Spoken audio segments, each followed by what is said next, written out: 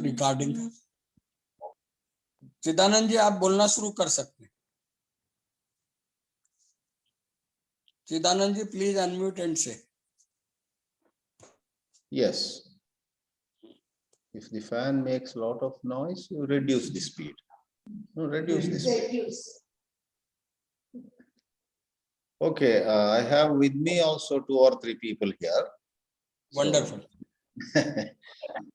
Yeah, my hosts in Coimbatore, where I am now. Okay. Yes.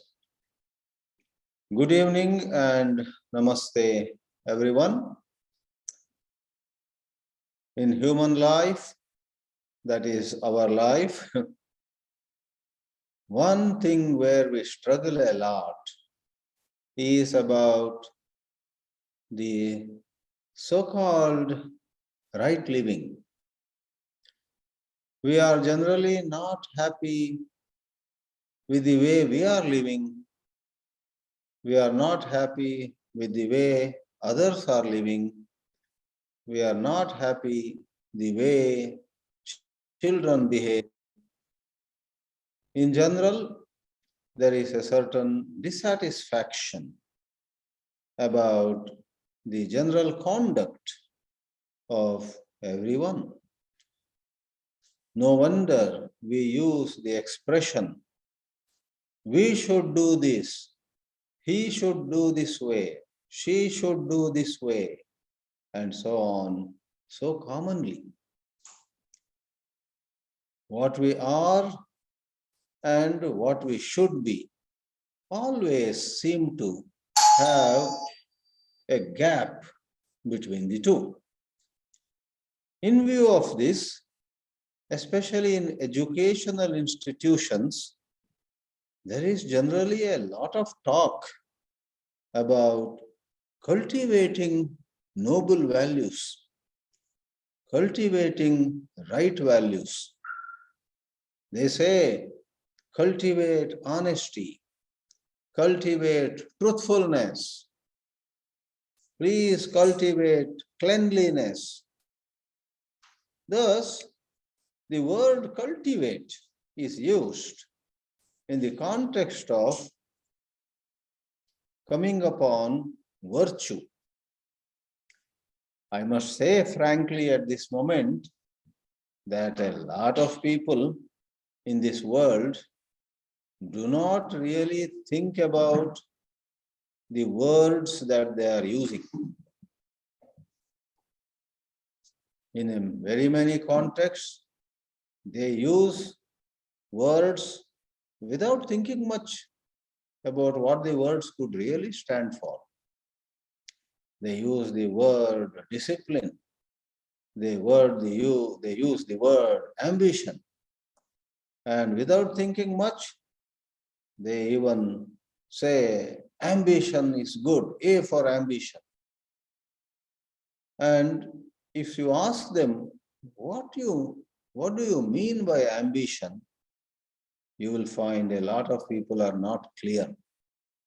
They have a vague idea about what ambition is really psychologically. Let's stick to this cultivation.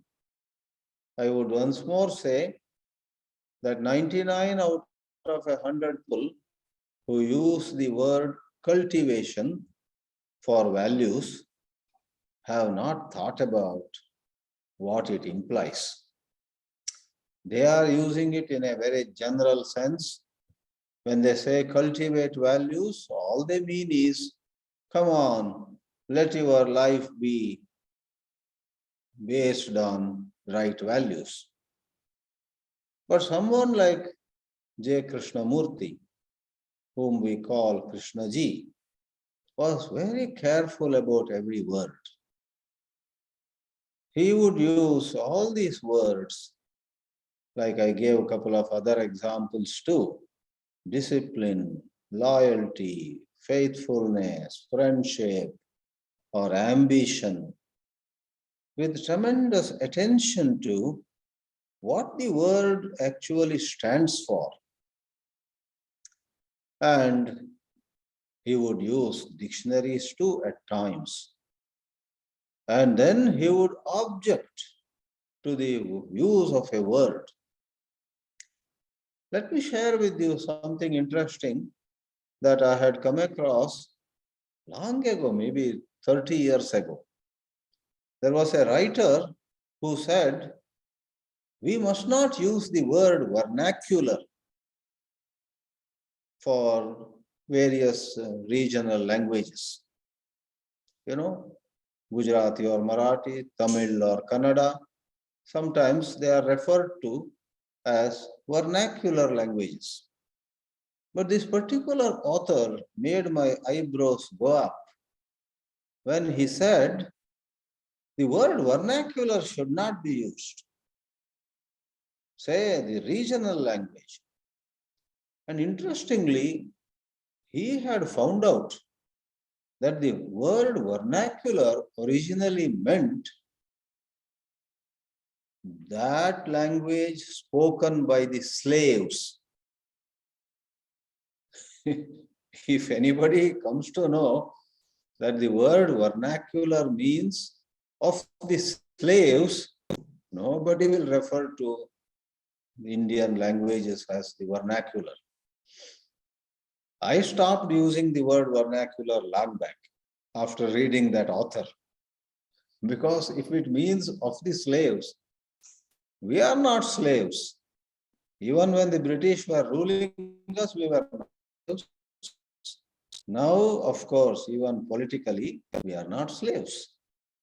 So I always use the word regional language. If I'm traveling in Tamil Nadu, I would say, here in the regional language, they call water thanni. I would not use the word vernacular. Let me not go long on that. Very much like that, if you examine the word cultivation, you are in for a surprise. The word cultivation has in it the significance of developing something slowly and steadily, like you cultivate a piece of land, cultivate rice, cultivate wheat. The crop comes up slowly. So one aspect of cultivating is gathering something bit by bit. And J. Krishnamurti questioned whether true values of life can be built like that, a little by little. Another dimension of cultivation, where also Krishnaji had serious objection, and perhaps that is the more serious dimension. You know what it is? When we talk about cultivation, it is implied that we go for a description of a value and we tend to conform to that description. We tend to fit into that kind of behavior. We tend to imitate somebody. So you may say, what is wrong if I have a good role model? Again, another word, role model, which calls for a lot of rethinking. But to use it anyway, I follow Gandhi, I cultivate Gandhian values, we would say. Krishnaji, with his very incisive inquiry, would say, can you come upon truthfulness or non-violence by looking at somebody, his or her behavior, and giving to yourself a suggestion, I should be like him, I should be like her. This business of I should be like him or I should be like her is very popular in the world. I would one more time and the last time say especially in schools. In schools, pictures of heroes are put on the walls. Biographies of eminent women and men are taught to students. Read the life of Gandhi, read the life of Subhash Chandra Bose, read the life of Subramanya Bharati, a great poet in Tamil. This is very popular. The common man loves to read somebody's biography and get inspired. However, when you go deeper into the matter of coming upon right living, there is a lot of a slip, they say, right? There is many a slip between the cup and the lip. That's how they put it. Now entering the crux of the matter, touching upon the core of the matter, virtue, whether it expresses as truthfulness, straightforwardness, cleanliness, love,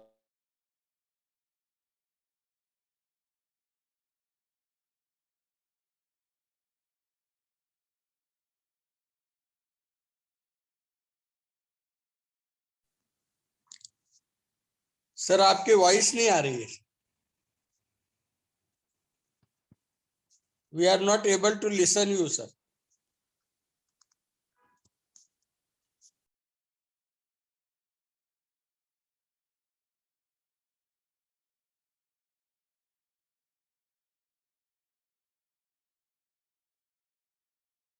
तो शायद sir rejoin करेंगे मेरे ख्याल से. Some problem with the voice and picture. I am not able to listen you also. We will wait for 1-2 minutes. जोर से बोलना पड़ेगा थोड़ा. वो एक 2 मिनट के लिए वेट करते हैं. हाँ, वो रिजॉइन करना चाहिए उनको. ऐसा लगता है रिजॉइन करेंगे. देखते हैं.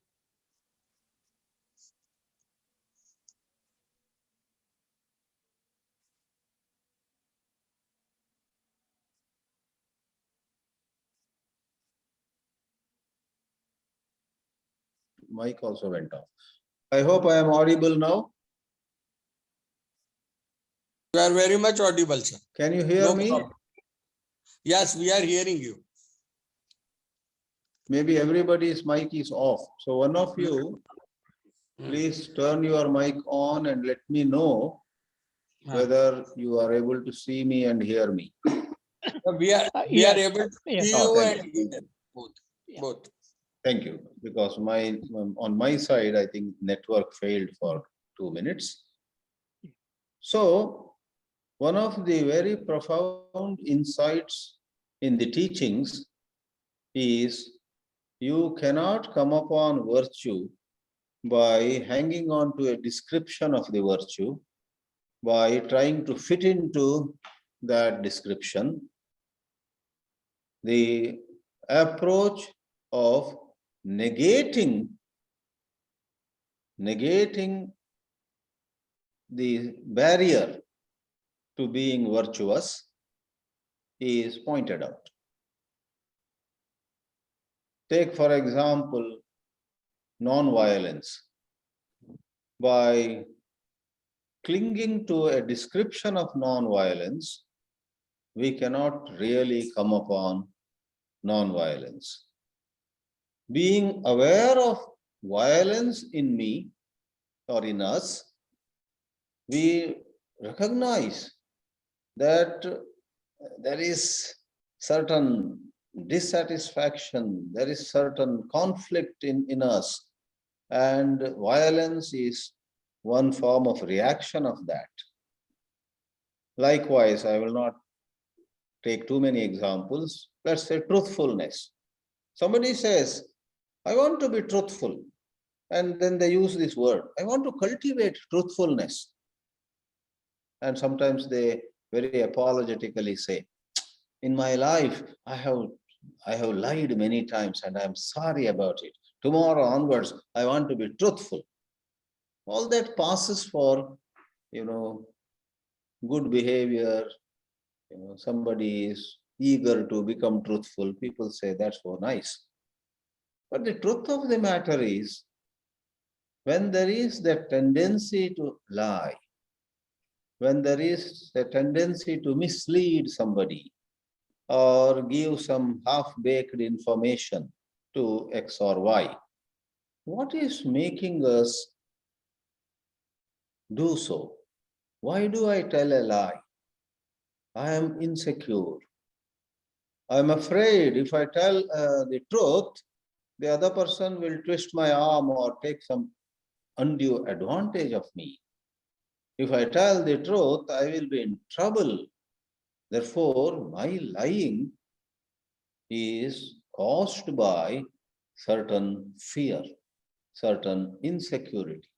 That in turn is also connected to certain image of myself that I have, and I'm trying to protect that.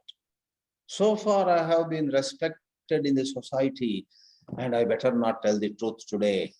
If I tell the truth and this fellow tells a few other people, mind starts imagining. My image in the society will be tarnished. I don't want that. So we are trying to protect our image. So insecurity in several ways is playing a very dirty game in our consciousness. Therefore, if I, in a manner of saying, truly want to be truthful, I need to be free of that barrier. I need to be free of certain erroneous self-judgment, self-perception, certain erroneous ideas of what I should be and what I would like to be, what I would want to be. So we live in hope, we live in aspiration, we live in longing to become something. We need to examine all that. Therefore, at this time, let me mention the strong statement Krishnaji made. A cultivated value is not a value, he said. Over the many years, I have found that this has been one of the sentences which many people have not understood. In fact, many people raise their eyebrows. Why does Krishnamurti a cultivated value is not value? Wow. Why is he coming down heavily against cultivated value? As I said in the early part of my presentation, cultivating noble values is a very popular expression everywhere. But when you see what is involved in that idea of cultivating, if you carefully see the structure of that mental movement, it is conforming, it is imitating, it is going about becoming good people without understanding what actually is at the root of this whole evil. The teachings turn this whole matter upside down. Rather than beginning with the end, what I want to be, how I need to be, how people should perceive me, right? That is how we begin with an image of our own that we want to project. If I have a bad reputation of being dishonest or untruthful, I, with much anguish in my heart, say, oh, my reputation is not good. I want to do something by which people will look at me as an honest fellow, people will look at me as a truthful person, people will look at me as an efficient and effective, and you know how the self-help literature, which is perhaps $1 billion industry, runs. how to be a good leader, how to communicate effectively, right? Of course, how to earn a lot of money and all that. So, if there is that outlook that this is what I want to be and I will work towards it, there is a problem with that. Now, let me hasten to add, in teachings, in the teachings, at a lot of places like this, when a certain outlook is criticized, we do not mean go from one to its opposite. In no way it is meant that we should stop saying to ourselves, I should be truthful. Oh, I should not say this. I should be honest. Oh, I should not. It's not going from should to should not, nor is it going from should not to should. We must know this. When, for example, the teachings question countries having huge armies and spending huge amounts of money on more and more weapons, the teachings criticize nations spending so much on warfare or being prepared for war. It does not mean that overnight they should disband the army. That is not the idea. So, coming to this topic also, someone is every morning, let's say, let me dramatize a little bit. Someone is saying every morning, I want to become efficient. I want to become honest. I want to become truthful. Somebody is saying. Now, please don't think that we are telling such a person, tomorrow onwards, go to the opposite. I don't want to become truthful. I don't want to be honest. That would be ridiculous. Rather, what is meant here is cultivated value, in as much as it is a kind of conforming, imitating, fitting into a model, fitting into a picture, does not really transform us in the depth of our being. The root causes are up and active. I am as insecure as ever before, but I manage to send out signals to people around me that I am okay. Now, what is the use of that? Okay, now in a couple of more minutes, let me tell you, this erroneous approach of fitting into a certain image, which perhaps will make me more respectable, etc.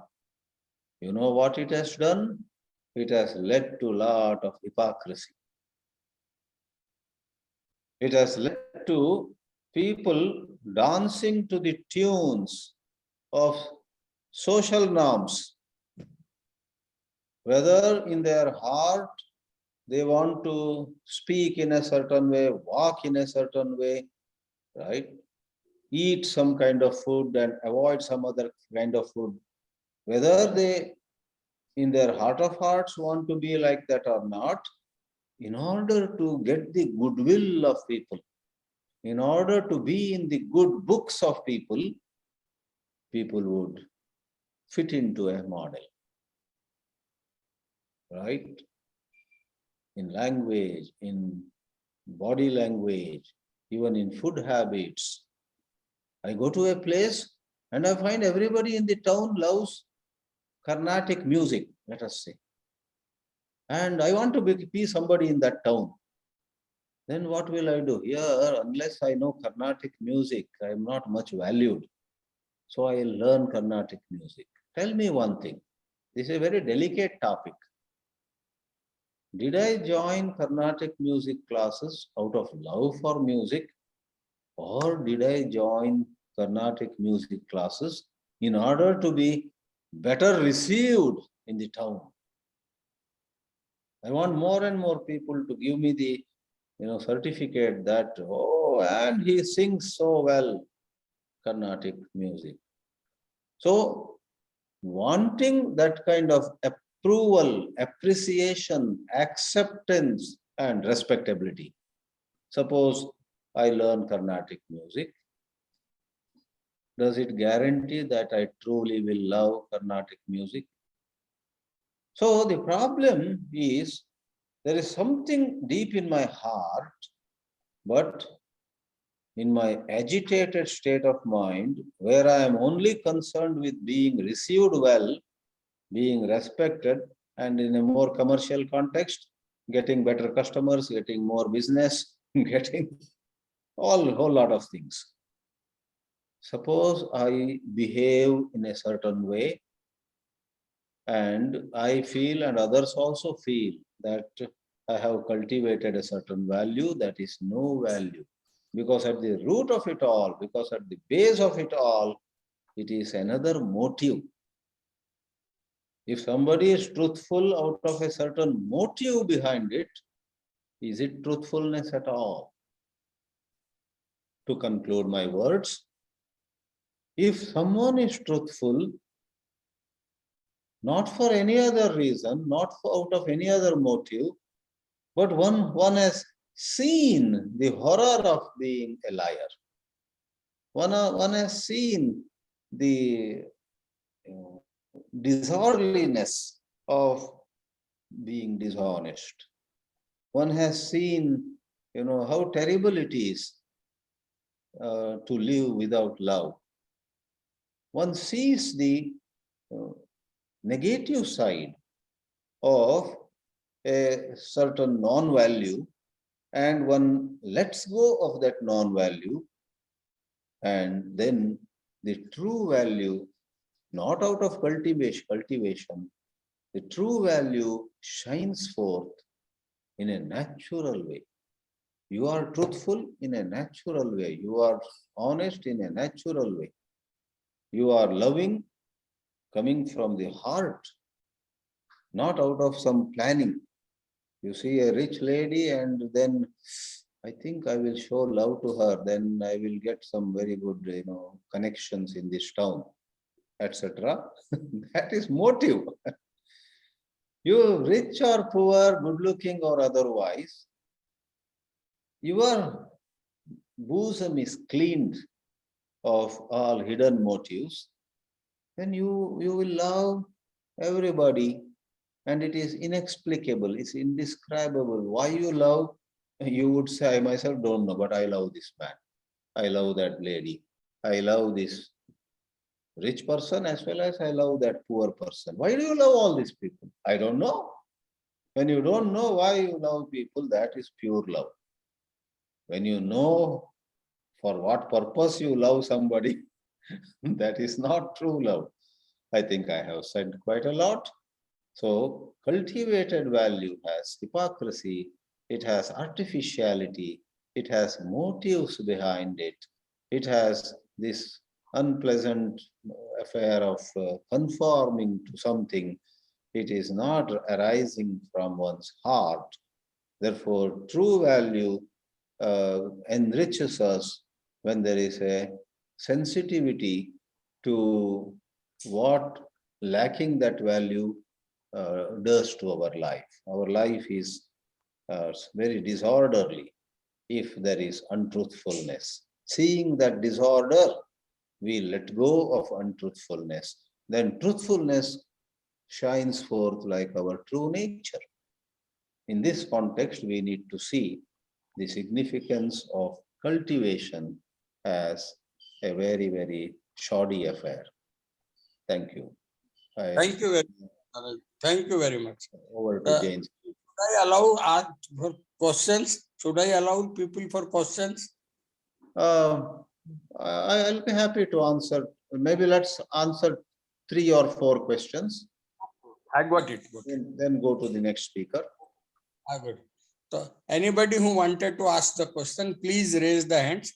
4 questions will be answered by Chidanandji, and then the rest will be answered by Harshad Parikh. Dinesh Wagmare, please unmute and. Are you able to listen to me, sir? Yes, Dinesh ji, I'm able to hear you. Sir, you said very clearly and very exhaustively about the real value of virtue or how to cultivate the real virtue. But the question is this Ah, cultivated virtue is required or not? Whether it has got any usefulness or not? say that last sentence again. Is Cultivated value ah, has any usefulness or not? cultivated value has any usefulness? Usefulness. Usefulness. Yes. See, it does have some kind of contextual usefulness. It doesn't last. It doesn't give to us anything of lasting value. So I for one would look at a whole lot of self-help literature, do this and be more efficient, etc., as having some value. It does have some usefulness, but at the end of it, you will be again discontent. It is nothing but what they call, a healthy ego or a refined ego and so on. Whereas at the height of this wisdom, what is desired is ending of ego. In fact, that is where one of Krishnaji's very powerful statements, what is that? Sorrow does not end by self-improvement. Sorrow ends by ending of the self. So to answer your question in a plain single sentence, it has some usefulness which is temporary and in some settings only. Thank you. Is there any other question? One is over, 3 more I can take. Though I am with you till 7:15 today. At 7:30 Yeah. I have another engagement. Thank you very much, sir. So If we there is can no take- question, we will ask Harshad sir to say. If somebody has a question, turn your mic on and begin to speak. A comment also is welcome at this juncture. Looks like no one has question. Maybe they will ask a little later. Harshad Parekh sir, please unmute and say. Yeah, Welcome. are you able to hear my voice? Okay, sir. We are able. Okay. Okay. Thank you, Swamiji. You have explained with very clearly with giving examples about today's topic, cultivation of values. Cultivation, the meaning of cultivation is the act of growing something or improving its growth. Like we say rice cultivation. A cultivated person is the one who has read history, arts, current events, who has traveled widely. A person who is very smart, we call him a cultivated person. And values is something which is very valuable to us. Like for me, the values are peace, love, freedom, goodness, beauty, awareness, self-knowledge. These are the values which I have. Our education has cultivates some technique, knowledge of the world, efficiency, and some ideals. And there is generally reward and punishment is very, very there in most of the schools. Krishnamurti school, here people are inquiring into the validity of existing social values, and generally these values are money, power, fame. These are very valuable in the society, and Krishnamurti is questioning those values. And similarly,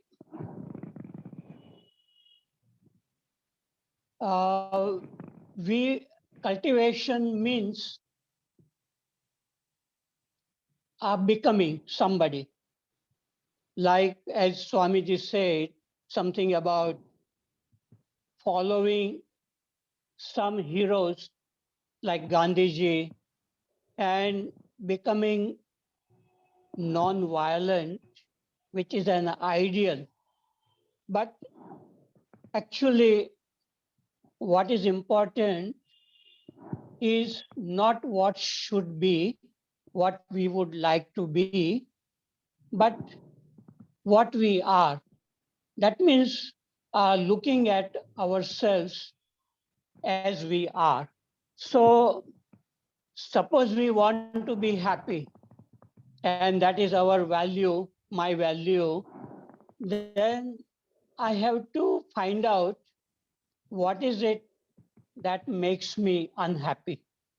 Because happiness is a byproduct. We can't go to happiness, but we can remove the things which make us unhappy. So if I compare myself with somebody who is very intelligent, very bright, has something more which I desire, then that is a jealousy which makes me unhappy. So I have to look at comparison which brings unhappiness. And similarly, there are so many other things which we desire. And as long as there is a desire to be somebody, then there will be this cultivation of values. Like Dinesh Wagmere asked a question, what value, this cultivated values, has it any usefulness? And yes, it can increase your image in the society when you try to cultivate, but then there will be a kind of a conflict within you when you are trying to cultivate something. The conflict between what is and what should be.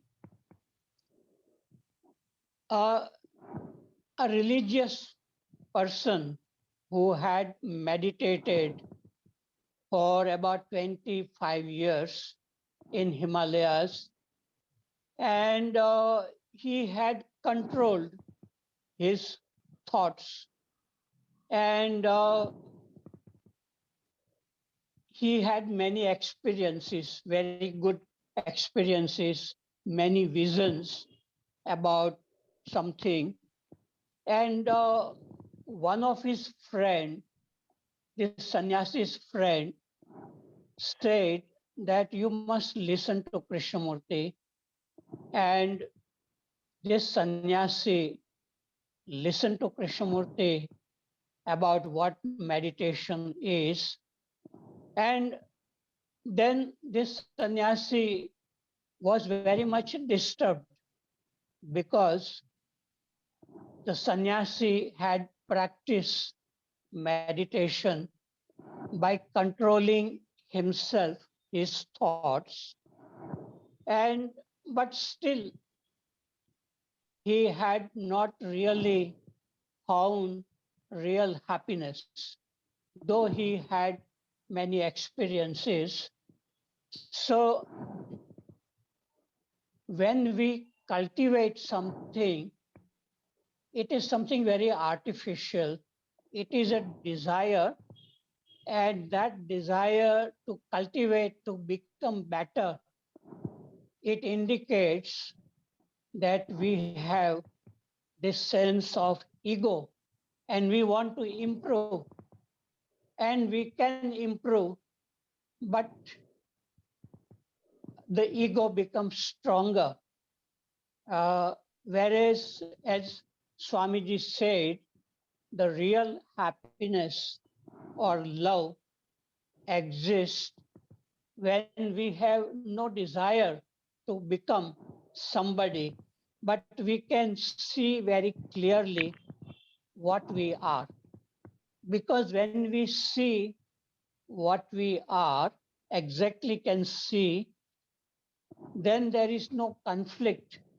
Then we don't need to pretend that we are somebody, because, and also we don't value what society values, like to become somebody, to become famous, to become powerful.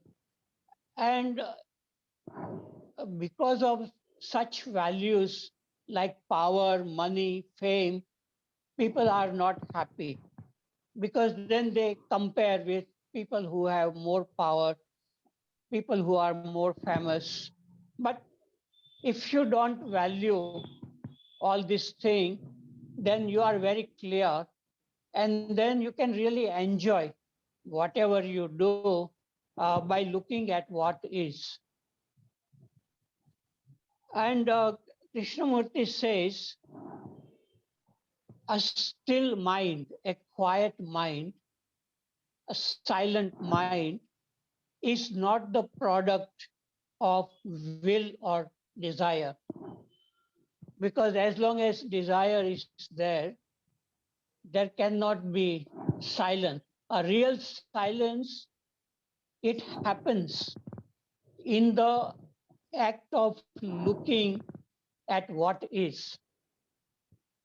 But our difficulty is that we are not able to look clearly at what is. And because that requires kind of a clarity and freedom. So that is why, because we are not able to see ourselves very clearly, there is no freedom. That is why there is a desire to become better, to become happier, to become more powerful. And that is the source of conflict between what is and what should be. And it brings unhappiness. Krishnamurti said somewhere, self-improvement is mediocrity. So this is, but that is what all these many techniques, many experts are selling, is how to improve yourself. But the self still remains. So as long as self remains, there will be desire to improve it more, and there is no end to it. So this end of self improvement comes when the self ends. And that means there is no desire, there is a clarity, and in that one can live. Even one may not become famous, one doesn't become rich, but one can still be happy and healthy and creative. So, yes, I agree with Krishna ji that cultivation of values or virtues, it is an endless effort. And in that, there is a conflict between what is and what should be, what I am and what I like to be. But people accept that they want to become better, but that is an endless thing. Whereas the real happiness and love and beauty exist when there is no such desire to become, when there is no self, life becomes very, very happy. And then one enjoys whatever we do because there is no reward and punishment there. There is no desire to expect something from people, from society. And okay, I think I have said enough. And people would like to ask questions to Swamiji or to me. We will be very happy. Thank you. Ravi sir, please unmute and ask. Ravi sir, please Yeah, unmute and ask. thank you. My and I should not be, I should be egoless. So that is not cultivation of egolessness. Ah, yeah. May I answer that? Go Or ahead, you want to? Harshit. Please Uh, go uh, ahead, uh, sir. Harsha no, sir, please Swamiji, go ahead. if you have to say, please, Swamiji, you, please answer.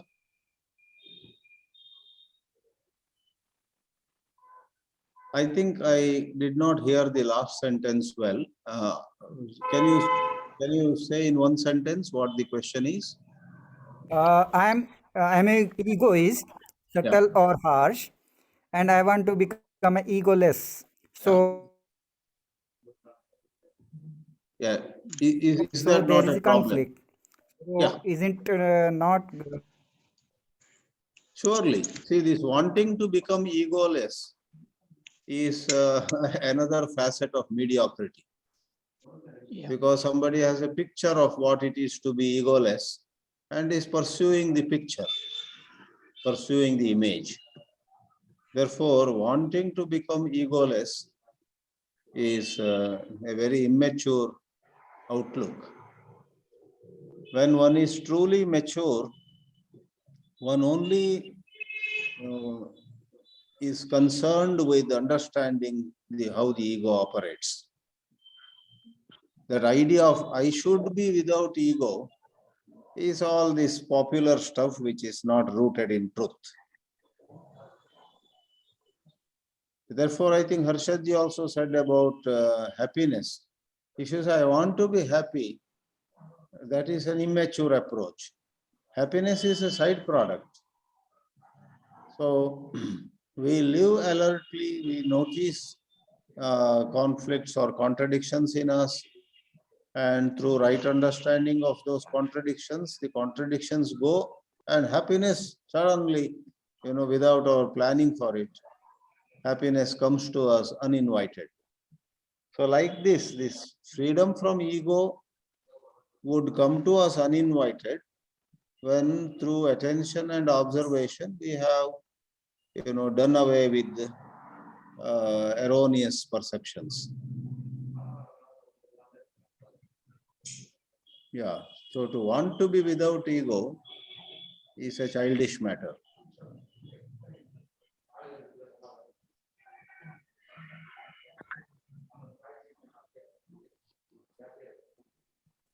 Pradeep Verma ji. Pradeep Verma ji, please unmute and ask.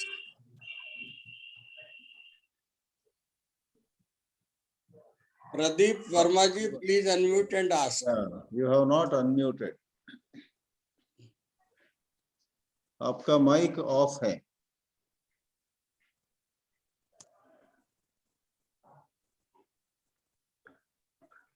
आपका think the host- microphone Maybe the host Microphone. can unmute. Blessing, sir. Difficulty with unmuting, sir. Pradeep Verma, sir. His mic is off. Then should we go for another question? Better, till Pradeep ji finds out how to unmute his mic, we can ask, we can. Anand. Anandji. Anandji, Yes, please sir. unmute and ask. Yes, sir. So when you say you should not have desire, now K said, if you kill desire, you're like the withered branch of a lovely tree. Life is desire. That is what he said. How do I understand that, sir? Yes, that is so well said.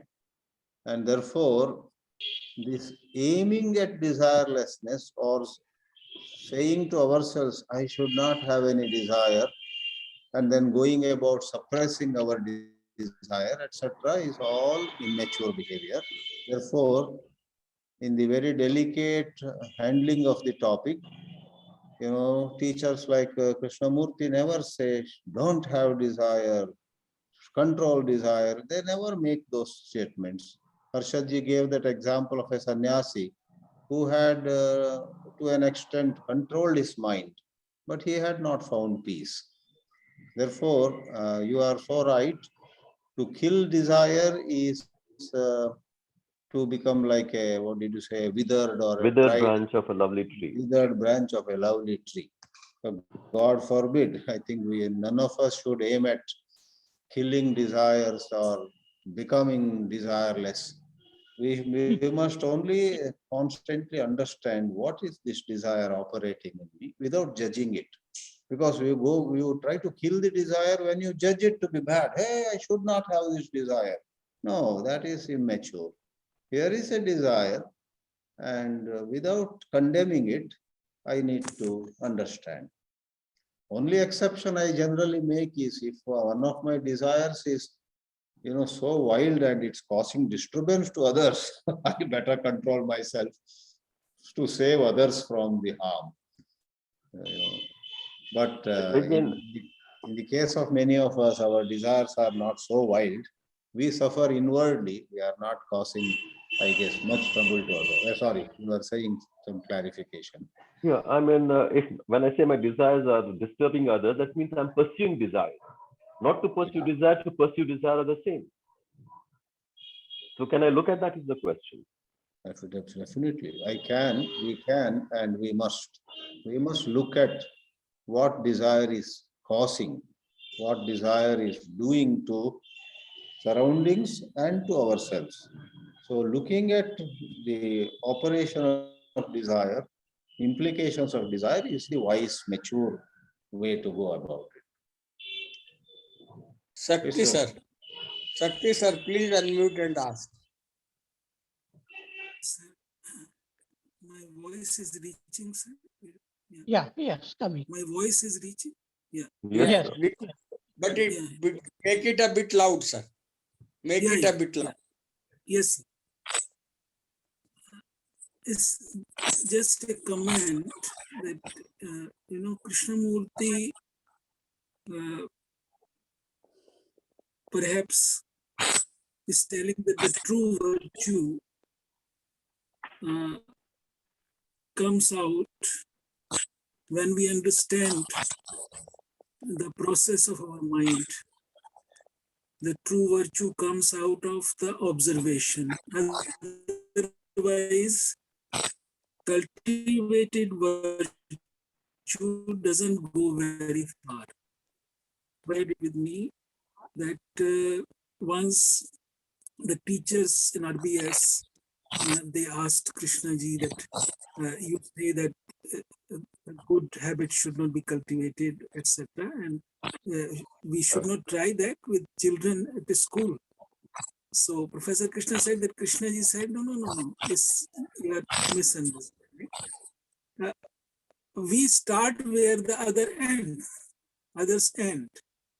That is what Krishnamurti said.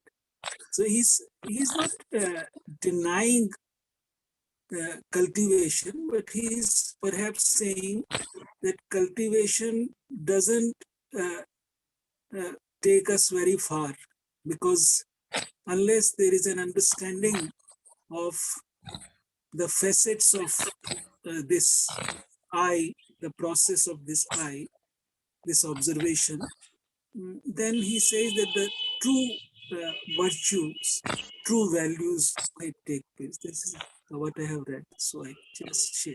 Thank you. Thank you, sir. Ramarao, please unmute. Unmuted. Sir, my request is that if possible, Mr. Sushilji says something on the topic.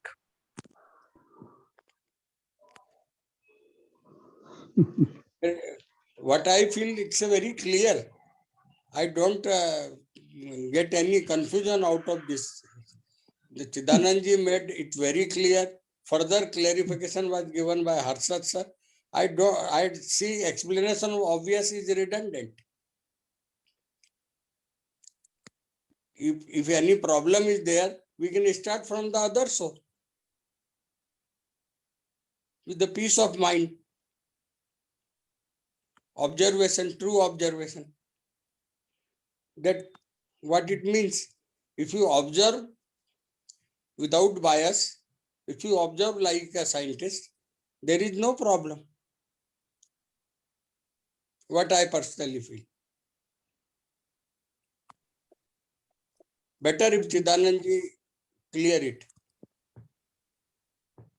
Actually, my net went down for again a minute or so. So if you help me with what the question is at this moment, I will be happy to say something. No, I do not have any special question. Just I want to hear the voice of the Sushilji on the topic.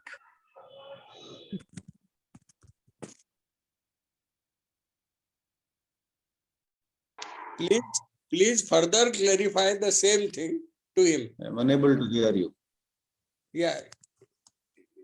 Is there any problem now? My voice is not clear, The sir? problem at my end or Ramrao's end? Ram Rao, sir. Okay. Sir, my question is, I do not have any special question. Just I want to hear the voice of the Sushilji on the topic. Is it enough or you wanted more? Yeah, it is enough. Enough. Enough. Thank you. Problem is solved, isn't it? Yes, yes. Request is over, not problem is solved. Nothing is final in this world. Nothing is final in this world. That is absolute. Problem, you have to solve it. Every moment is new one. You can write your comments. If you are not able to speak, you can write your comment in the chat box, if possible. My question is about other shore. Just Sushil Jain Saab mentioned that start from other shore. This phrase came on multiple occasions. I'm trying to understand this other shore. What is that other shore is? Yeah, that's a special expression. I request Harshadji to throw some light on this other shore. I think Krishnaji has used that expression many times. Well, I don't know what Krishna ji means by the other shore. What I understand is that we are on this bank of the river where there are many problems, many conflicts, desires, and all that. And we want to go to the other shore where there is a happiness, freedom, love, beauty, all those things is on the other shore. And between us, there is a river, and we can take the boat, like boat is like the teachings of Buddha or Krishna ji, and go from this shore to the other shore. That means looking what the teachings are is actually looking at what we are. And in looking at what we are exactly as we are, we go to the other shore. But the problem with most human beings is that we are not able to look clearly at our thoughts and feelings and many desires, and we get caught into the words and the explanations and descriptions. So to come out from this verbal state, and that what Krishnaji calls awareness or choiceless awareness. And without that awareness, we cannot see things very clearly. And we get caught into desires and fear and jealousy and loneliness and many, many problems. So to be on the other shore, it means to start with a real observation, true observation without any interference of thinking. And but that is like Krishnaji is saying, freedom is at the beginning. That means you have to start with the freedom. Then you can see how problems are arising. But when we are caught into many problems, we are not able to see and we get entangled.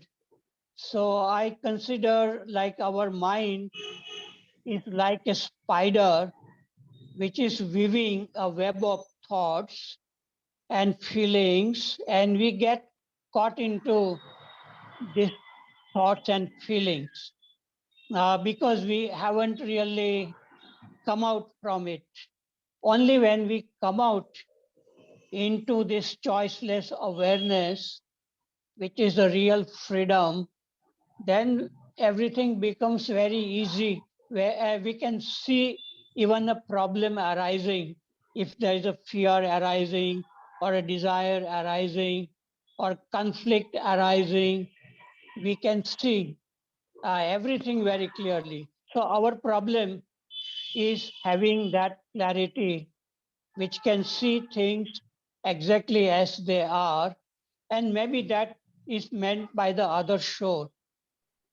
Probably it is there within us, but hidden under many, many layers of thinking and feeling. So this awareness has not come out, not has been awakened.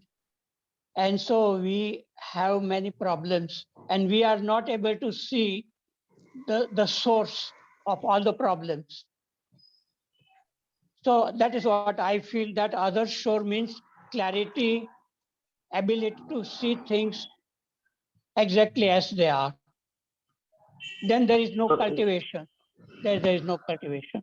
Yes. So isn't No other show mind, mean silent mind is the Yeah. other soul. Is the other soul. Yeah. the other show means it does not have the content of this consciousness, isn't it so? Yeah. Yeah. that's- Yes. Yeah. Yes. Well said, yeah. that's- I think we should, for me, it means content will be there, but you will be free of it. We are caught in What, words. no, You no, are sir, no. clear in speaking. It means no wiping out of the content, but freedom from the content. So wiping out the content doesn't mean to wipe it out literally. It has its place. That's No, what it when we means. talk of other shore and this shore, automatically a polarity is created. Can we see that? Anand sir, am I able to see it? That I am creating a polarity between this shore and that shore. Yes, sir. Wag- I mean, we are Anand. using. Wagmare, please. Wagmare, please I listen. am using your Freedom- language only. freedom- Am I able to see that? Freedom You just generally say freedom is at first. Freedom means even content are there, and if you are free from them, that is what other shore means. You yourself say number of times, freedom is at first. Now we are caught in words. Yes. No, we have to use words, sir, and I need to understand their limit. The words are Is we are there- limited by the is there- words. Is there any other way to express yourself without words? Language has a what I communication. mean to say, the other Yeah. shore means freedom from the ego. If ego is not there, Yeah. then one is free. That- But that it is doesn't the mean same. that operating ego will not be there. Krishnamurti has also pointed out that you will be having an operating ego. Technically, it will be there. You will be not caught in ego. That's all. Ego will be there or not there. I don't know. Without ego, you cannot be there In in this Harshad world. sir's word, you will be clearly able to see it. Aware, with awareness. In Harshad With sir, if awareness. you say it, it will be With awareness. It With will be awareness. awareness. Yes. That is the So, freedom I mean, I'm giving a description of what it is, sir. The moment I describe it, I'm again lost. One has to go beyond the words. To go beyond the words is, can I remain with the word is the question. The moment I try to interpret or try to But find here- out what it is, Here I want to discuss something else. We have said about desire, and we have also said that becoming is. I want to ask, really, this becoming is important or not? Is a natural process or not? Harshad sir. Yes, as long as we haven't found freedom, real freedom, becoming will be there.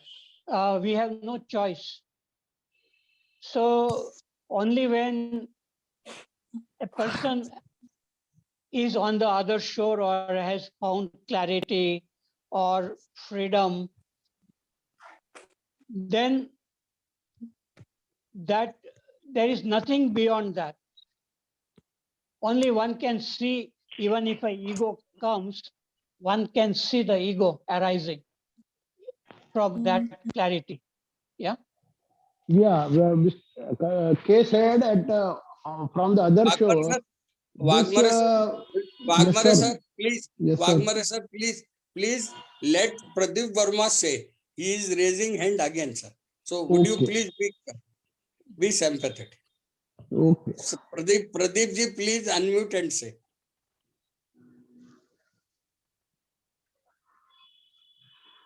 Pradeep ji, is it possible? Verma ji, we are not Please able help. Modak sir, please help Verma ji to unmute. he is unmuted, but his voice is not coming. Therefore, I have Some problem with the mic? yes, his mic or something like that. I have asked Yes. him to write the comment in the chat box. Verma ji, you can write the comment in the chat box so somebody can read it.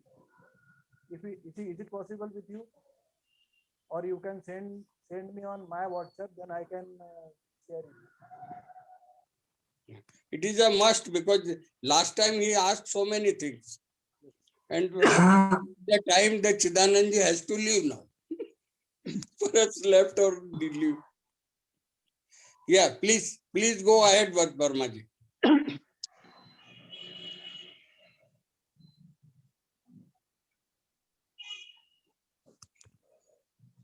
Or We should are we not go able to with listen to you, sir. Shakti sir? Shakti sir, please unmute.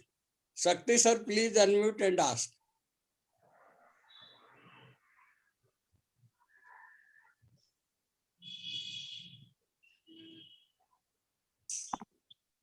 Yeah, I just wanted to say about this other shore. This reminds me of another statement of Krishnamurti. The first step is the last step. Just I wanted to say that. Thank you, sir. Thank you very much. I also remember one thing from Buddhist monk that there are two ways. Either you go by this cleaning the way or you go by the air. Yes, the monks has got the way to go by the air, and sadhak has got the way to take a step and then clean it, then take a step and clean it, take a step and clean it. So there are two ways, because confused mind can never take a right decision. That is what is the problem. So if you have got a silent mind, you have to understand yourself first, external and internal. What is to be known to you, then and only then you can reach to other soul.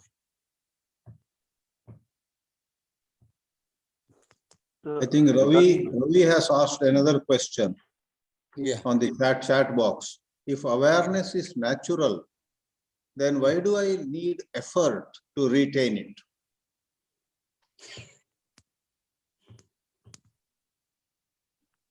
So my answer is, you don't put in effort because the word effort is applied in this context to doing something. If one is noticing, that is not any action. So we make a distinction between seeing and doing. In the domain of doing, there is effort. In the domain of seeing, it's a very unique thing. Though it may be difficult at the beginning, but real seeing has no expenditure of energy. So those who get that skill of seeing are able to just see. Effort comes in when there is judging. As I see, if I call one thought as bad, another thought as good, then I get into a struggle of eliminating the bad thought, encouraging the good thought, then there is stress and strain. Then I don't know the skill of watching. The true skill of watching doesn't involve any condemnation or endorsement, and therefore there is no effort in the usual sense. Rest of it is limitation of language. I am done. If anyone else wants to throw light on that, why do we need effort to retain awareness? Please feel free, any one of you.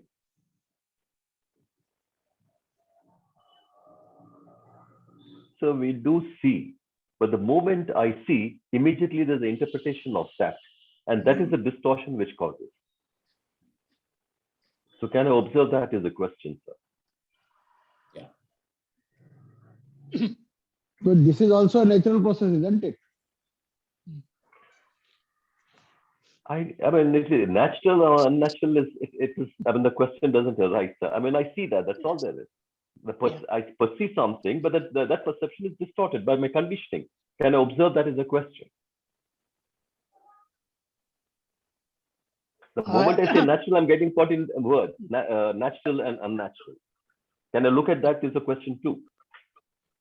You mean to say that if suppose there is a kid, he doesn't interpret? Again, that has become my conditioning, sir. That's what I'm saying. Can I observe that as a question? No, when I go to kid, again, I'm lost. We're not talking about the kids. We're talking about ourselves. Can I look at that again? One has to see that. May I say No, but something? Yeah, please, Harshad Parikh sir, please go ahead. Harshad. Yeah. What I feel is that one needs to be in the state of observation when there is no observation, problems arise, fear arise, desire arise. So that possibility of being in the state of observation, it exists in human beings, but it is very, very rare.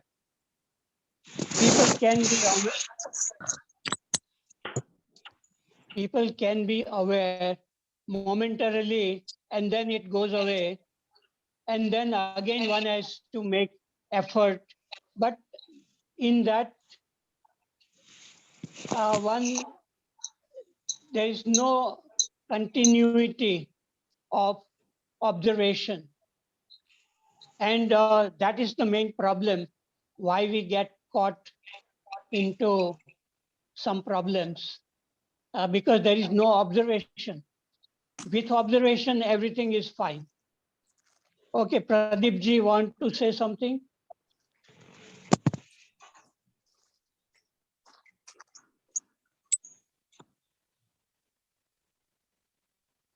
I think he has to leave and come back again, sir. Then it will be all right. I He has think to leave his the meeting and again microphone, come back. yeah, his mic is not working. Sir, Harshad sir, Okay. Yeah. Harshad, Yeah. Harshad sir. Yeah. What I feel, can I observe despite of my interpretation and conditions? That is the real challenge. Yes. Yes.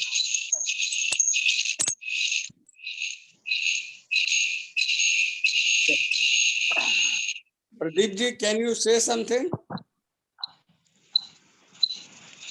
The speaker is coming.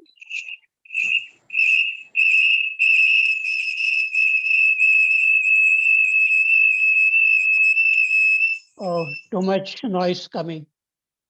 Yeah, Okay, may I say something? yeah. Please go ahead, sir. Please go ahead. If there is no disturbance coming, okay. Yeah. What I feel is that awareness exists within us, but it is hidden under dense clouds of thinking and feeling. And since there is a kind of continuity in our thinking and feeling, that awareness remains hidden under. But due to some way, a gap can be created, a silence between two thoughts, then this awareness can come, which is hidden under, it come through the gap and come above and look at everything very, very clearly. So one needs a kind of silence. Then this awareness is possible. But if the mind continuously chattering, then awareness remains hidden under. So, okay, I finished. Yeah. Sir, in exploration into insight, Mhm. K has made a very statement that why do you make issue of this chattering of mind?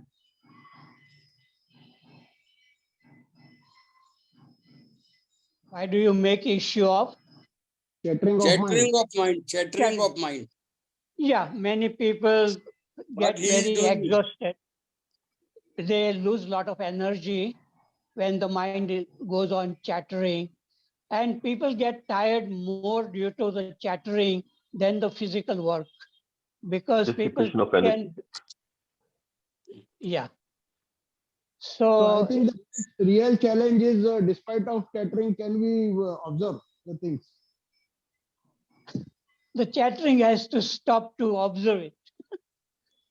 So can I remain with the chattering is what is essential, sir. Can I remain with it? Can I observe the chattering which is going on? That is essential. Yes. Yeah. Say something, sir. Shakti sir, please unmute and say. Yeah. You see, this. I'm not answering Raviji's question, but just I am sharing my point of view about it. That you see, the effort comes into picture when there is resistance.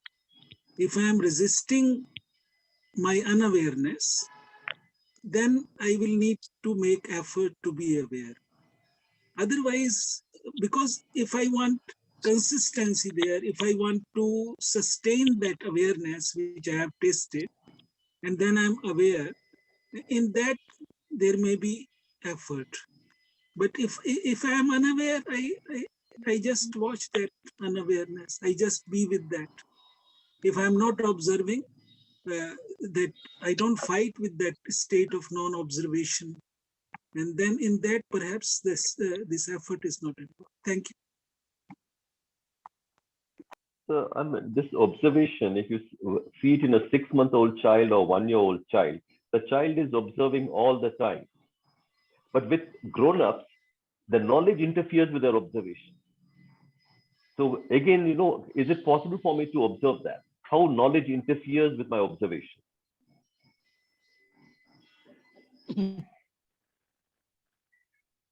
May I answer? Please, please, please, sir. Yeah. This can happen in spite of having knowledge. We can look at a tree or a human being without images. But for that to happen, one must have a tremendous curiosity to look within what is happening within us. And when we are able to look within us, the thoughts and feelings without trying to change it, what Krishnaji calls choiceless awareness, then we can look at everything outside also without this knowledge. But for that, I feel that some kind of change has to happen in our brain, in our body, to acquire or to have that kind of observation without images, because it has related to the quality of our brain. And that is why Krishnaji sometimes talks about the mutation of the brain cells. So that I feel that there is some truth in that. And one can feel that when there is something like that happens, the brain changing becomes very, very alert and looking at everything without images. So isn't it so that curiosity arises when I'm willing to learn? When I'm very knowledgeable, there's no curiosity. Right. I'm very knowledgeable person. So that's the end of it. Yes. No, so that's why humility is important. If I understand that he is limited, then automatically the humility comes, and that humility is very important for this. So humility again means love, Yes. compassion, Automatically care, it's love. affection, freedom, Yes. responsibility. Openness. Yes. Yes. Yeah. Just I wanted to say just for this is for Ravi. उम्र तो बस लबादा है खद्दो खाल का. उम्र तो बस लबादा है खद्दो खाल का. मैं तो बड़ी मुश्किल से हूँ 16-17 साल. This is the other soul. This is the other soul. Yeah. Internally, you are at other soul. You can reach it immediately. But the physical body and all these things, they take time. You have to do so many things. But if you see your man, then it is at other soul always, if it is not disturbed. Thank you very much, Raviji.